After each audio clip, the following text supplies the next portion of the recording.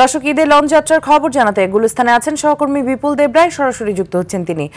বিপুল, ঈদ যাত্রায় যাত্রীদের কোনো ভোগান্তি আছে কিনা, কি বলছেন তারা, এবং কি পরিমাণ আপনি রাস্তাঘাটে আসলে জ্যাম পরিলক্ষিত হচ্ছে?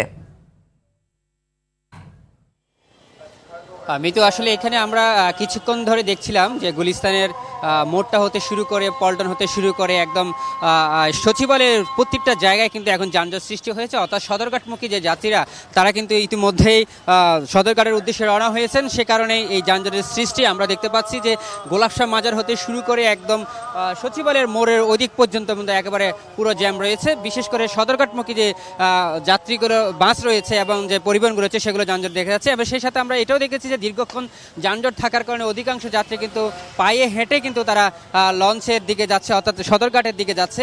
এবং আমরা কয়েকজন যাত্রীদের সাথে কথা বলেছি, আসলে তারা এক একজনের প্রায় 30 থেকে 40 মিনিটের উপরে কিন্তু এই রাস্তায় বসে থাকতে দেখা গেছে। এবং তারা বলছেন যে আসলে ভোগান্তির যে বিষয়টি সেটা, অর্থাৎ ঈদ যাত্রা যে ভোগান্তি সেটি কিন্তু এই ঢাকা শহর থেকে শুরু হয়েছে। অর্থাৎ প্রবেশ মুখ যেগুলো সেগুলো একেবারে বলা যায় উপচে পড়া ভিড় রয়েছে। এবং আমরা দেখেছি যে বাসের সাথে সাথে বিভিন্ন অটোরিকশা করেও কিন্তু যাত্রীরা যেতে দেখেছে। এবং তাদের সাথেও কথা বলছি, তারা বলছেন বৃষ্টি হচ্ছে একদিকে, অন্যদিকে গাড়ির যে যানজট সেক্ষেত্রে তারা অনেকটা ভোগান্তি পোহাতে হচ্ছে এবং অনেকে কিন্তু ভেঙে হেঁটেও কিন্তু যাচ্ছে, এমনটা আমরা দেখেছি।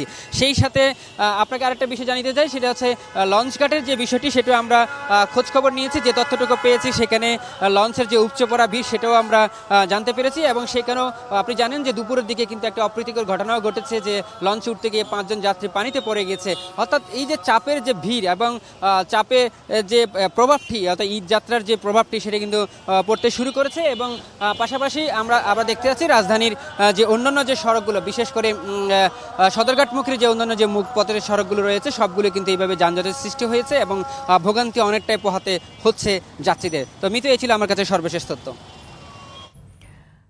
অসংখ্য ধন্যবাদ আপনাকে আমাদের সাথে যুক্ত হওয়ার জন্য।